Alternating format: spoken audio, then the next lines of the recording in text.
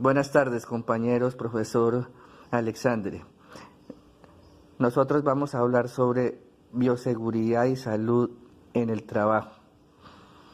En primera instancia, les voy a comentar sobre la bioseguridad y de qué se trata.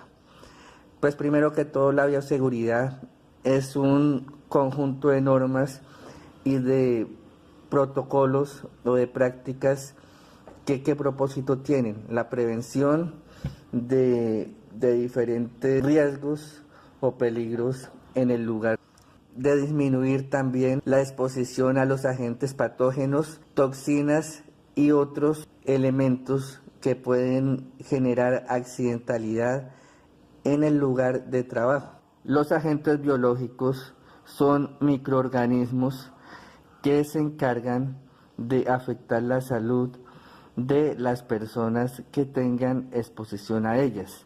Más que todo se dan estos riesgos y peligros en los lugares de trabajo en donde haya mayor probabilidad de estos agentes, como por ejemplo en clínicas, hospitales, veterinarias, laboratorios, etcétera.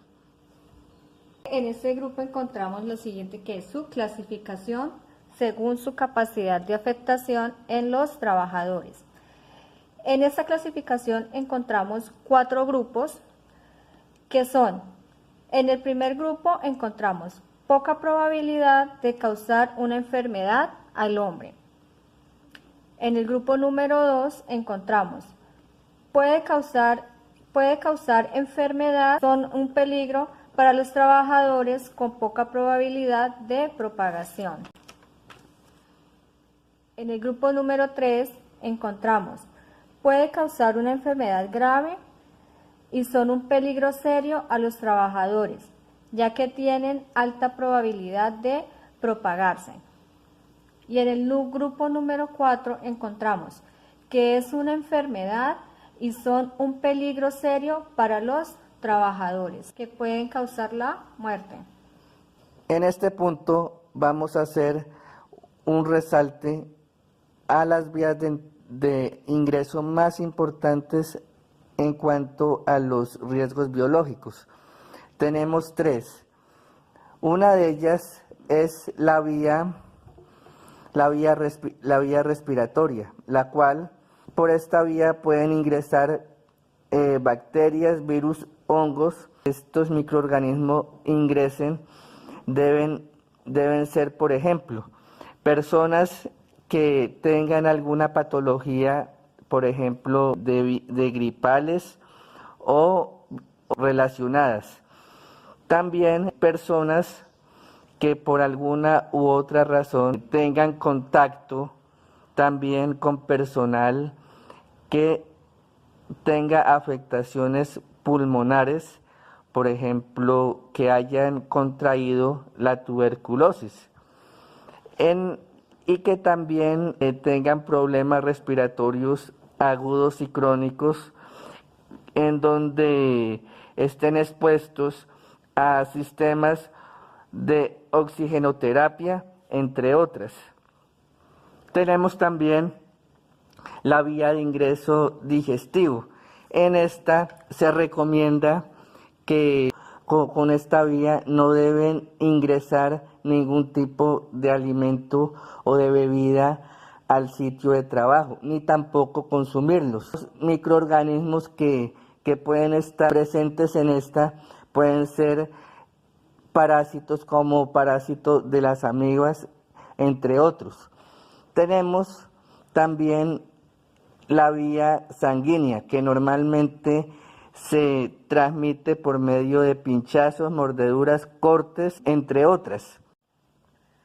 Vía sanguínea. Esta vía es la que es por pinchazos, mordeduras, cortes, erosiones, salpicaduras, contaminación de accesos venosos. En esta vía tenemos un ejemplo de accidente de trabajo teniendo en cuenta esta vía sanguínea. En esta vía se realiza toma de muestra de sangre y en vez de depositar la aguja directamente en el guardián, decido colocarle el capuchón a la aguja. Sucedió que este es donde se tomaron las muestras. Ese auxiliar se pinchó con la aguja usada donde tenía la muestra. ¿Qué se hizo inmediatamente? Se hizo exámenes a las dos personas, tanto como paciente como enfermero, que practicó la toma de muestra de sangre. Recomendaciones. Tenemos estas 5 precauciones universales según la OMS. Primero, vacunarse contra la hepatitis B y otras enfermedades y asistir a evaluaciones médicas.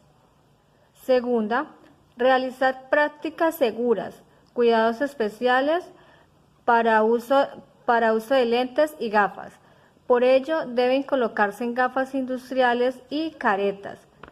Seguir recomendaciones para el uso de cosméticos, esmaltes y joyas. Aplicar normas de higiene personal y lavar las manos cuando corresponda con las técnicas de bioseguridad. Para esto tenemos unas restricciones. Abstenerse de comer, beber y evitar el almacenamiento de bebidas en refrigeradores donde se almacenan insumos biológicos.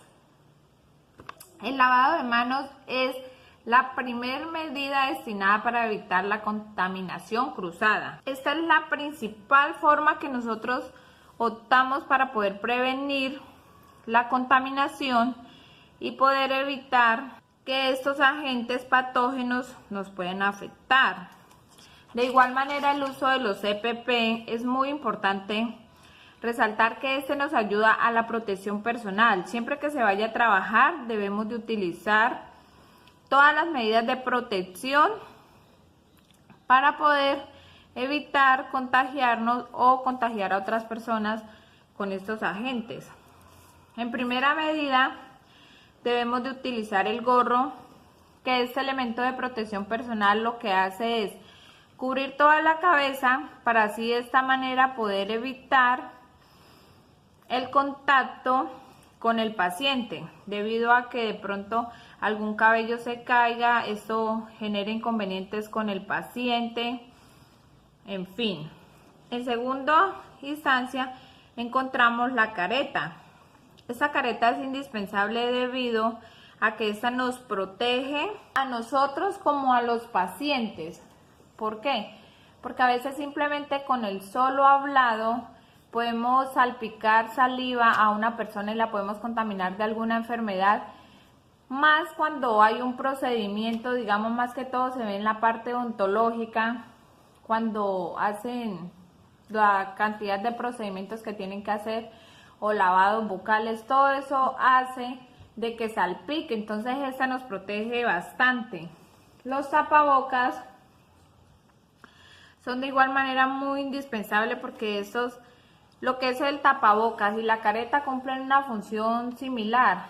¿Cuál es la diferencia? Que el tapabocas queda presionado bien, entonces va a evitar de que no salga ningún fluido, mientras que la careta tiene cierto espacio y esta pues protege, pero de igual manera es importante utilizar el tapabocas. Los guantes son una medida de protección muy buena, pero antes de utilizarlos debemos lavarnos las manos adecuadamente y después de utilizarlos también.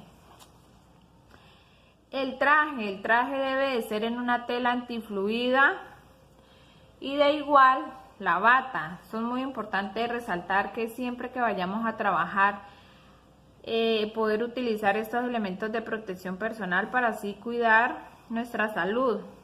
Los zapatos deben de ser zapatos bien cerrados, con buena cobertura, que sea antideslizante, porque el procedimiento que se hace es bastante riesgoso, una caída o algo. No contar con un zapato adecuado también es muy indispensable, poder llegar a sufrir algún accidente porque nos podemos deslizar, nos podemos pinchar. Con las personas que trabajan con el riesgo biológico, como lo son pinzas, agujas, todos esos procedimientos que si no utilizamos un zapato adecuado y no tenemos el cuidado y de pronto se nos mojó un poco el piso o hubo un pinchazo de algo, se cayó al suelo, lo pisamos, nos resbalamos, nos podemos cortar, entonces la contaminación puede ser muy alta. El uso de los CPP es algo demasiado importante en este ámbito laboral para poder evitar que estos agentes puedan afectar nuestra salud, al igual la de los pacientes.